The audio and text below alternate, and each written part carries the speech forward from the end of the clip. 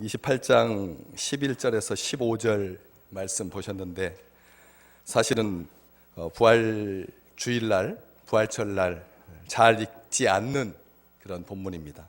그 앞쪽 27장 62절 후반부, 28장 시작했는데 후반부터 이렇게 보시면 예수님께서 십자가에 달려 돌아가시고 장사된 후에 종교 지도자들이 예수님께서 살아계실 때 내가 사흘 후에 다시 살아나리라 말한 것을 기억하고 후에 예수의 제자들이 시신을 훔쳐가고 나서 예수가 살아났다라고 하는 소문을 내면 걷잡을 수 없겠다 싶어서 당시 총독이었던 빌라도에게 가가지고 경비병들을 동원해서 무덤을 철저하게 지키도록 허락을 받습니다. 경비병들은 4명이 한 조가 되어 6시간 간격으로 삼엄한 경비를 펼쳤습니다. 그럼에도 불구하고 안식 후 첫날 예수님께서 무덤에 묻히신 지 사흘째 되던 날 온 인류가 기쁘게 부활을 감사하면서 드리는 주일날 아침 2000년 전 이른 아침에 여인들이 제자들에게 주님의 부활하신 기쁨의 소식과 갈릴리에서 만나자라고 하는 주님의 약속을 전하기 위해서 가고 오늘 본문 말씀 그렇게 시작하는 겁니다. 천사가 여자들에게 너희는 무서워하지 마라. 십자가에 못 박히신 예수를 너희가 찾는 줄 내가 안다. 그가 여기 계시지 아니하고 그가 말씀하신 대로 살아나셨다. 와서 그가 누우셨던 곳을 보라. 그리고 또 빨리 가서 그의 제자들에게 이르되 그가 죽은 자 가운데서 살아나셨고 너희보다 먼저 갈릴리로 가시나니 거기서 너희가 그를 뵈오리라 하라. 이 기쁨의 좋은 소식, 무서움과 혼합된 아주 묘한 그런 감격의 기쁨을 가지고 빨리 무덤을 떠나서 제자들에게 알리려고 달려가는데 중간에서 예수님을 만나게 되죠. 주님은 그녀들에게 평안하냐 이렇게 물으시고 여자들이 나아가서 그 발을 붙잡고 경배할 때 주님께서 무서워하지 마라. 가서 내 형제들에게 갈릴리로 가라 하라. 거기서 나를 보리라. 이런 말씀을 전해 주십니다. 그래서 오늘 11절 말씀 여자들이 갑니다. 그리고 경비병 중에 몇 사람이 성에 들어가서 모든 된 일을 대제사장들에게 알립니다. 아까 말씀드렸던 것처럼 총독의 허락을 받아서 4인이 1조가 되어서 6시간 교대 근무를 하는, 그래서 4개의 조가 돌아가는, 요즘도 3교대 근무, 2교대 근무가 있습니다. 6시간 근무하는 동안 졸면 안 됩니다. 졸지 않으려고 6시간 간격으로 밤낮이 바뀌어서 6시간 동안 자기의 직무를 충성스럽게 수행하기 위해서 낮 근무자들은 밤에 안 졸려고 낮에 잠을 자두죠. 그래서 자기가 운전하는 그 시간 동안 졸면 사고가 나니까 그래서 교대 근무를 하도록 엄격하게 군의 편제상 죄수를 지키다가 죄수가 도망치면 그 죄수의 목숨을 대신해야 된다라고 하는 이 엄격한 군율이 적용되고 있던 그 경비병들이 천사가 나타나고 무덤이 굴려지고 큰 지진이 나고 그리고 형상이 번개 같고 그 옷은 눈같이 이어지고 예수의 시체가 없어지고 천사와 여자들이 나누는 대화를 이 죽은 자같이 되었을 때 듣게 됩니다. 그리고 그 경비병들 중에 몇 명이 대제사장들에게 가서 이 사실을 알리게 되는 거죠. 4명이 1조가 되어서 4개조라면 총 16명이 근무를 서는 것입니다. 그런데 가장 힘든 시간에 경비를 섰던 새벽 아주 이른 시간, 그때가 사람은 가장 졸린 시간이거든요. 그렇기 때문에 4개조로 근무를 돌릴 때 보통 군 계통에 있었던 사람들은 다 알겠지만 그 시간대는 어떤 사람들이 근무를 쓰게끔 군호를 짜나요? 어떤 사람들이 근무를 쓰게 됩니까? 고참들은 편한 시간에 근무를 쓰고 신입 군인들은 제일 졸리기 쉬운 요때에 근무를 쓰게 되는 것이죠. 그래서 노련한 군인들은 낮 시간대에 근무합니다. 슬렁슬렁 놀면서 근무를 해도 다 밝은 때라서 자기가 침입을 당하지도 아니하고 빼앗기지도 아니하기 때문에 걸릴 일이 없는, 문제가 될 일이 없는 그 시간대에 근무를 서고, 주로 힘없고 그리고 군대 들어온 지 얼마 안 되는 사람들이 그 치명적인 시간에 근무를 쓰게 되는 거지. 때문에 이 경비병들 중에 그 미숙한 어리숙한 그런 군인들이었을지라도 이런 사건이 발생하게 되면 1차적으로는 자기의 직속 상관에게 보고하여서 문제가 해결되도록 하는 법인데, 이 경비병들은 그 중에서 몇 사람은 여기에 동참하지도 아니하고 또 몇만 4명이 한 개 조였다고 하면 그 중에서 2사람 이상이, 3사람이든지 2사람이든지 어쨌든 둘이든지 셋이든지 넷은 아닌 거죠. 다 같이 갔다고 기록되어 있지 않으니까 그 2-3사람이 대제사장들에게 가서 모든 된 일을 알리게 됩니다. 2-3사람이 왜 대제사장에게로 가느냐는 말이죠. 보통 로마에 속한 군인들이니까 로마의 군인들은 바로 직속 상관에다가 알리는 법인데 전혀 엉뚱하게 대제사장들에게 알립니다. 미숙하든지 어쨌든 미숙하든지 뭐 앞뒤를 가리지 못하고 다급하니까 급하게 알린답시고 갔는데 성 안에 들어가서 군대로 가지 아니하고 총독 관저로 가지 아니하고 경비대로 가지 아니하고 대제사장들에게 갑니다. 대제사장직은 종신직이어서 온 유대 민족의 존경을 한 몸에 받는, 세속적인 시각으로 봤을 때 종교 권력이라고 생각했기 때문에 로마는 한 사람이 종신직을 수행하지 아니하도록 매번 수시로 대제사장들을 교체했습니다. 그러다 보니까 죽은 다음에 대제사장이 세워져야 되는데 아직 현직으로 있고 그 위에 장인이 살아계시는 그 대제사장 가문에서 대제사장을 가급적 뽑다 보니까 이런 일들이 있었던 것이죠. 그래서 2명 이상의 대제사장들이 살아있는, 그래서 대제사장들에게 가서 이 사실을 알리게 됩니다. 그래서 사람들은 이것을 합리적으로 해석하려고 왜 로마 군대로 가지 아니하고 경비대로 가지 아니하고 대제사장들에게로 갔겠느냐 해서 이것은 로마 군인들이 아니라 사설 경비대, 다시 말하면 유대인들이 치안을 유지하기 위해서 온통 예루살렘의 절기에 100만 명 이상들이 예루살렘으로 모이니까 종교적으로 질서를 잡으려고 종교 경찰, 성전 경비대원들을 세웠다, 이렇게 해석하기도 하지요. 어쨌든 미숙한 로마의 군인이었든지 성전에 속한 경비대원들이었든지 이 난리통에 귀신 들린 것처럼 죽은 사람처럼 무서워 떨면서 대제사장들에게 가서 모든 일을 알립니다. 이 부활의 전모가 예수님을 대적하던 자들에게 전달됩니다. 부활의 기쁜 소식이 제자들에게 전달되는 것보다 더 빨리 대제사장들에게, 대적자들에게 전달됩니다. 모든 된 일을 경비대원들은 알립니다. 큰 지진이 나서 주의 천사가 하늘로부터 내려와 돌을 굴려내고 그 위에 앉았는데 그 형상이 번개 같고 그 옷은 눈같이 희었더라. 예수의 시신이 사라졌다고. 그러면서 우리가 어쩔 수 없었다고. 왜? 죽은 것처럼 되었으니까. 온 몸이 마비되니까.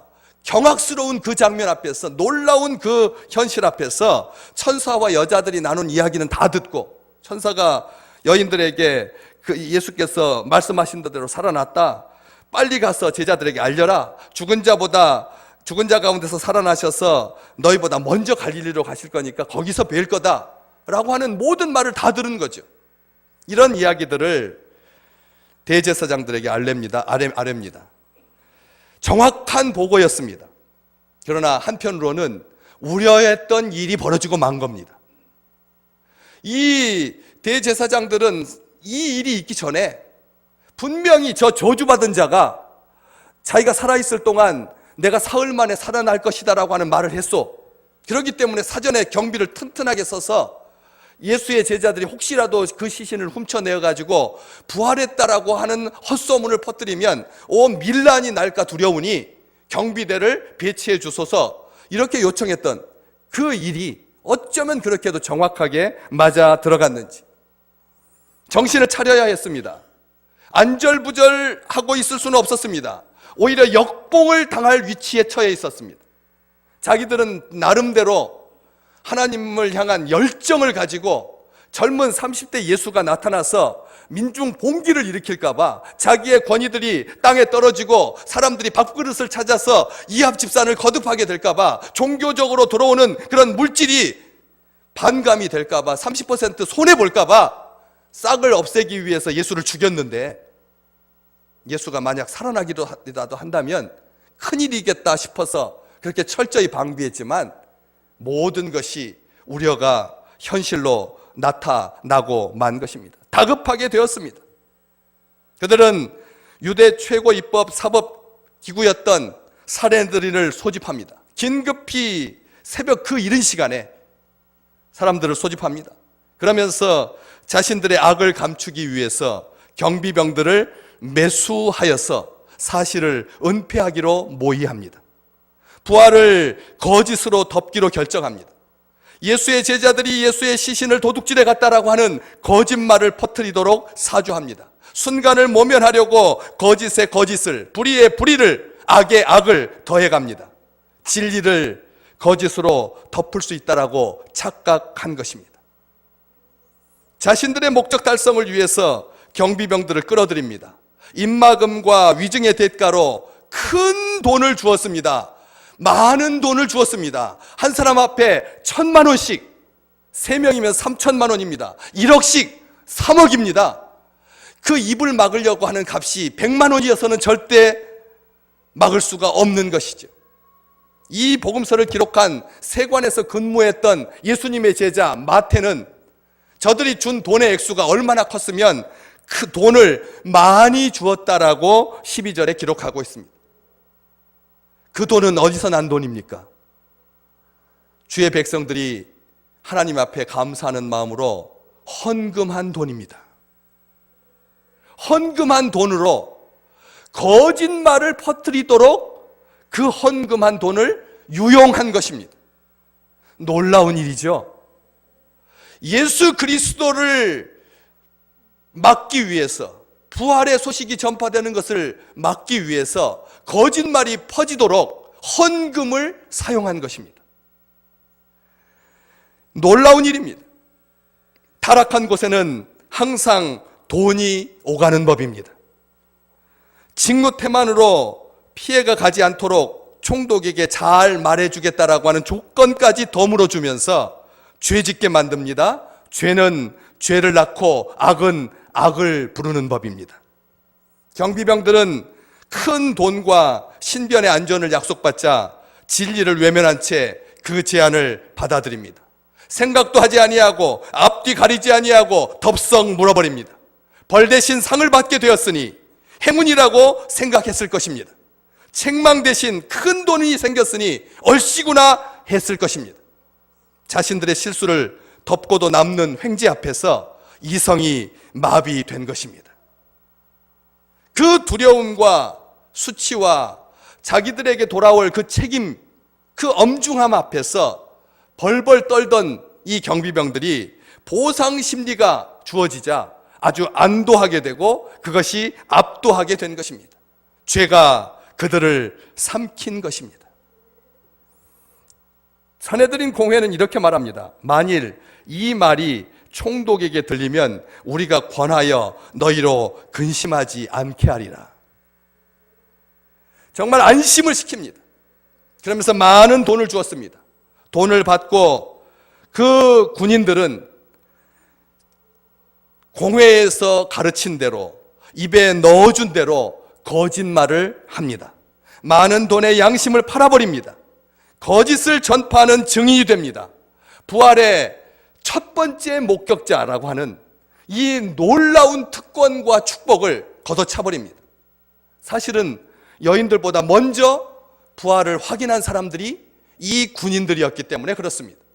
그들은 첫 증인이라고 하는, 부활의 소식을 전한 자라고 하는, 성경에 계속 기록되고 부활의 증인이라고 하는 것이 얼마나 귀한 일인지 경축받아야 할 본질적인 행복을 놓쳐버리고 당장 눈앞의 이익 때문에 징구 유기로부터 보호해 주겠다라고 하는 달콤한 말 때문에 죄를 짓게 되는 것이죠. 뭐라고 말하라고 13절 말씀에 너희는 말하기를 그의 제자들이 밤에 와서 우리가 잘 때 그를 도둑질하여 갔다고 해라. 정말 이 거짓말, 우리가 생각할 때 이게 과연 이스라엘의 최고 사법기관에서 이런 말을, 이런 결정을, 이런 거짓말을 선택할 수 있을까? 얼마나 어리석하고 미숙한지요. 왜냐하면 제자들이 밤에 와서 우리가 잘 때 그를 도둑질해 갔다.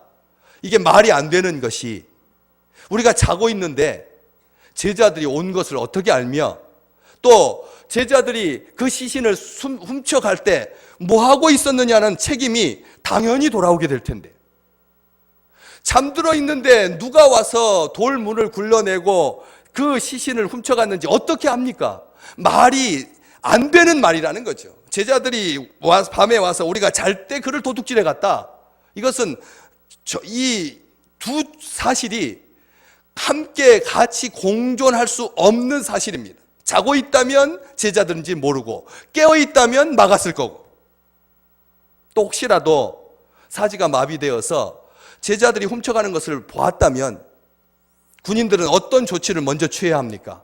사실을 보고하는 두 사람은 상관에게 가서 보고토록 하고, 나머지 두 사람은 제자들의 뒤를 밟아서 이 시신을 다시 회수해 오는 것이 정상적일 것입니다. 그런데 그렇지 않았습니다.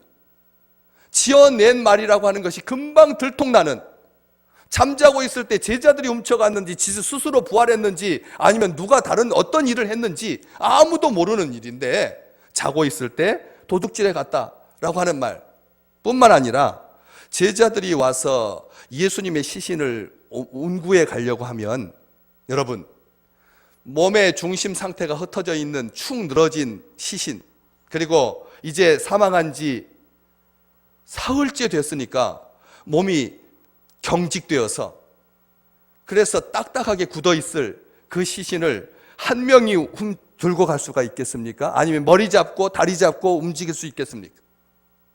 적어도 4사람이나 6사람 정도는 와야 경비병들이 잠들어 있는 그 틈을 타서 돌을 옮기고 그 다음에 시신을 꺼내서 일정한 장소에 숨길 수가 있을 것입니다. 그렇기 때문에 이것은 보통 일이 아니다라고 하는 거죠. 10분 만에 해결될 일이 아니다라고 하는 말입니다. 그리고 이왕 스승의 시신을 훔쳐갈 거면 쇠마포로 싼 채로 훔쳐가는 법이지, 왜 거기서 그 경황 중에 시신을 덮고 있던 세마포를 벗겨내서 그대로 두고 그 자리에다 두고, 또 얼굴을 가리고 있던 수건은 따로 개어가지고 한쪽에다 둔 다음에 알몸으로 스승을 옮긴다는 말입니까? 이게 정황상 있을 수가 없는 일인데, 그렇게 하면 몸에 손에서 미끄러져 가지고 가다가 2발짝 가다가 5발짝 가다가 시신이 떨어져서 시신이 훼손되게 될 텐데, 이게 말이 지어내긴 했지만 이렇게 어리숙한 거짓말을 사람들에게 퍼뜨릴 수가 있을까 싶습니다. 그런데도 70명이 넘는 사람들이 함께 모여서, 아침 일찍 모여서 이 다급하게 한 결정이 겨우 이거였다는 것입니다. 악은 선을 이기지 못합니다. 악은 선을 이길 수 없습니다. 가장 합리적인 사람들, 가장 종교적인 사람들, 가장 열심히 있었던 사람들, 부지런했던 사람들이 지어낸 거짓말이, 이게 사람들은 합리적이고 그리고 상식적이다라고 하는 이유로 덜썩 잡아 물게 되죠. 돈을 받고 가르친 대로 하였으니 이 말이 오늘날까지 유대인 가운데 두루 퍼지니라. 사실과 거짓이 동시에 발생했는데 거짓이 먼저 전파됩니다. 두루 전파됩니다. 왜 그랬을까요? 산 사람이 죽는 것은 당연하지만 죽는 사람이 살아나는 법은 자연 법칙에서 없었으니까, 한 번도 그런 것을 경험한 적이 없으니까 아예 처음부터 사람들의 마음속에는 부활이라고 하는 개념 자체보다 죽었다라고 하는 사실이 더 크기 때문에 그런 것입니다. 엄격하게 이성적으로 판단해 봐도 부활했다라고 하는 소식이 전파되는 것보다는 시신을 도난당했다라고 전파되는 것이 앞뒤 가리지 아니하고 덜컥 물게 되는 거라는 것이죠. 또 한 가지는 평상시에 스승의 생명을 지키지 못했던 그 죄책감 때문에 시신이라도 훔쳐서 잘 모시려고 했을 것이다라고 하는 지극히 인간적인 판단 하에서 그 거짓말이 매우 합리적이고 그리고 감정으로 맞았다는 말입니다. 스승한테 평상시에 간이라도 빼어줄 것처럼 열심을 다해서 주님이 여기 계신데 우리가 어디 다른 데로 가겠습니까? 했던 자가 예수님을 배반하고 예수님을 저주했으니 나중에 후회스러운 마음으로 시신이라도 거두어서 그래서 보상받으려고 하는 심리가 있었을 거다. 또 무덤에서 무슨 일이 벌어졌는지 가장 잘 아는 사람들은 바로 예수님의 무덤을 지키던 경비병들이었습니다. 군인들이었습니다. 그런 사람들이 나가서 공회에서 담아준 말을 그대로 전파했으니 그보다 더 정확할 수는 없는 법이죠. 최초의 목격자, 그리고 남자들, 군인들, 그것도 한두 사람이 아니라 두세 사람이 증언한다면 그 증언은 증언으로서의 가치가 최고일 것입니다.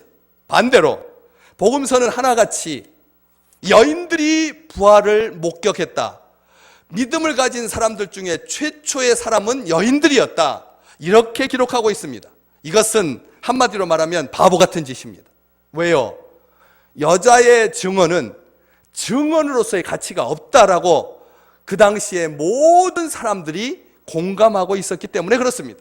암묵적으로 여자들의 말은 상대할 가치가 없다, 이건 증언으로서의 가치가 전혀 없다, 이런 생각이 만연해 있던 시대인데 복음서는 하나같이 여자들이 부활의 첫 증인이라고 숨기지 않고 있다라고 하는 것이죠.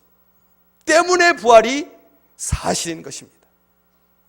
제자들이 시체를 훔쳐갔다라고 말하면 제일 위험에 빠지는 사람은 그 순간을 그냥 놔둔 경비원들에게, 경비병들에게, 군인들에게 돌아가게 될 것입니다.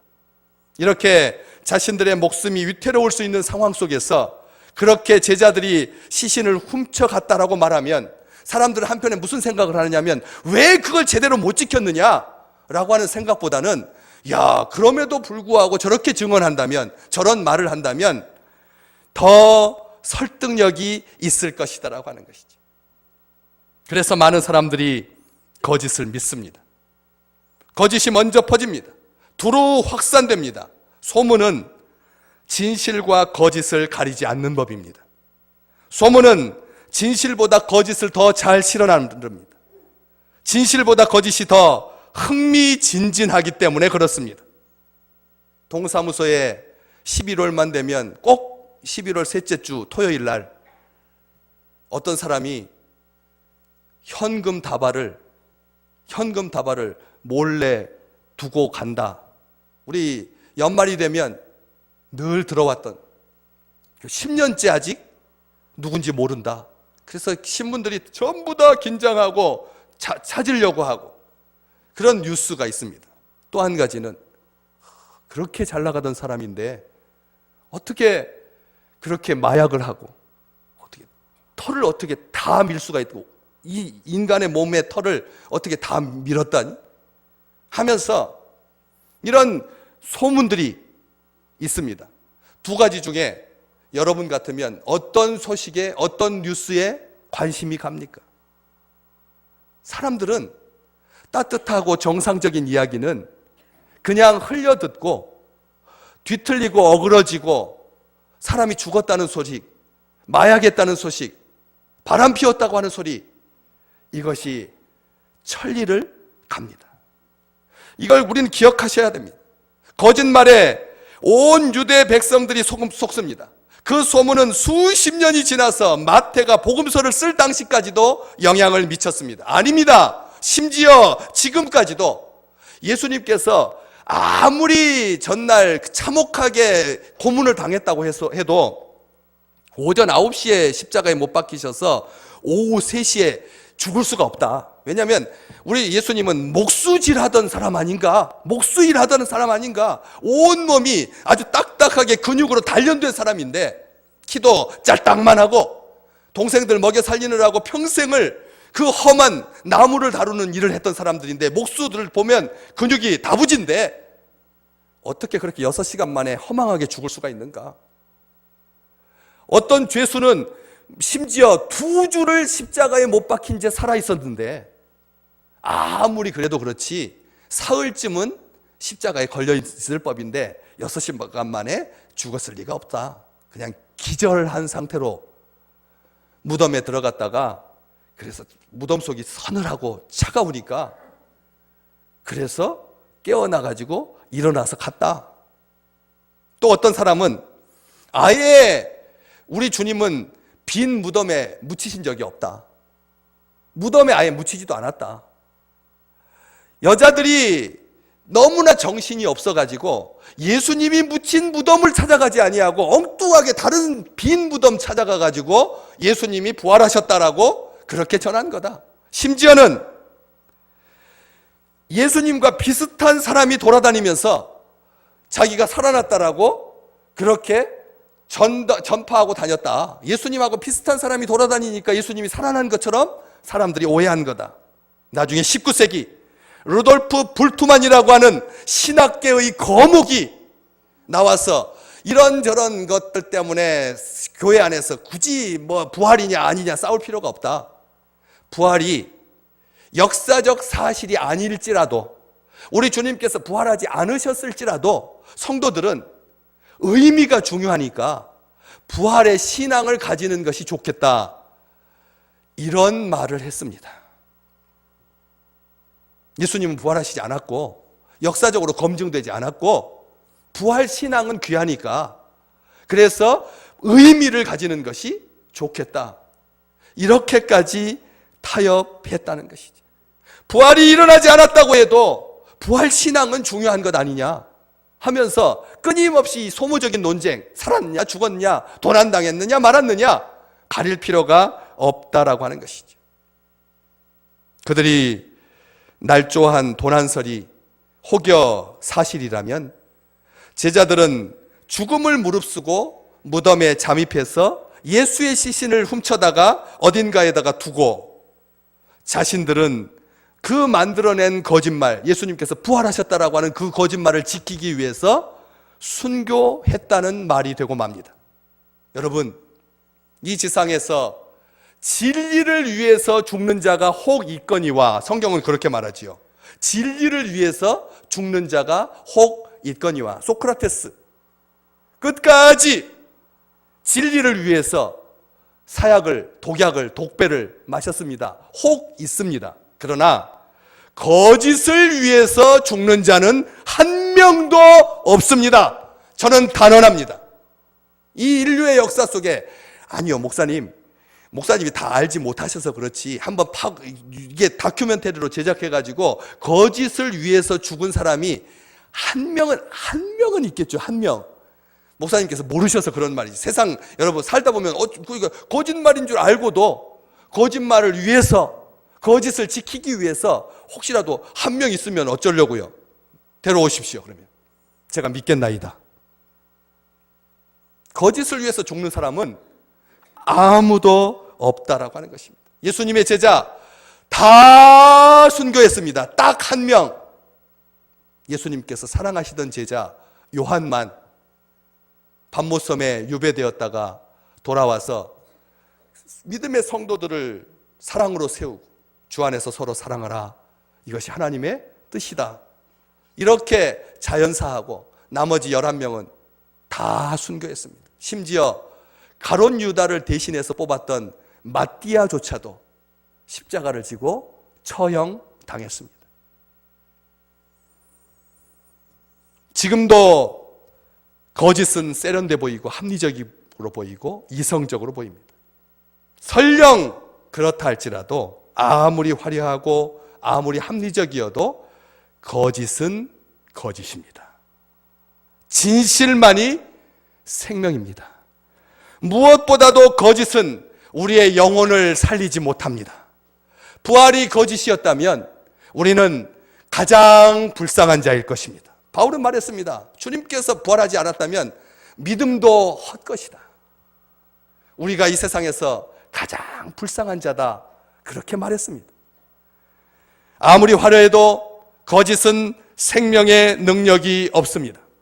그 많은 돈을 받고 거짓말을 퍼뜨렸던 그 군인들 중에서나 아니면 대제사장들 중에서나 아니면 사내들인 의원들 중에서 몇 명이 이 사실을 퍼뜨렸기 때문에 이게 거짓이다라고 하는 사실을 알려주었기 때문에 이 사실이 마태에 의해서 복음서에 기록된 것이죠. 돈으로도 권위로도 진실을 가리지 못했다는 말씀입니다. 반면에 그 말도 안 되는 거짓말이 부활의 강력한 증거가 되었음을 다시 한번 하나님 앞에 감사하게 됩니다. 말도 안 되는 거짓말, 이것이 강력한 부활의 증거가 되었다. 주님은 그럼에도 불구하고 이 사람들이 입에 담아준 거짓말로 자신의 부활이 증거되기를 원치 않으셨습니다. 오히려 두려움에 쌓여서 도망치고 숨고 심지어는 예수님께서 옆에 같이 동행하고 계신데도 불구하고 엠마오에 도착할 때까지도 예수님께서 부활하셨다라고 하는 사실을 더디 믿었던, 알지 못했던 미련한, 바보 같은, 엉성한, 아무것도 아닌 그런 제자들을 통해서 당신의 부활의 진리가 선포되기를 원하셨던 것입니다. 나중에 베드로가 솔로몬의 행각에서 유대의 백성들에게 이렇게 말했습니다. 우리 스크린에 사도행전 3장 14절과 15절입니다. 사도행전 3장 14절과 15절 함께 읽겠습니다. 너희가 거룩하고 의로운 일을 거부하고 도리어 살인한 사람을 놓아주기를 구하여 생명의 주를 죽였도다. 그러나 하나님이 죽은 자 가운데서 그를 살리셨으니 우리가 이 일의 증인이라. 아멘.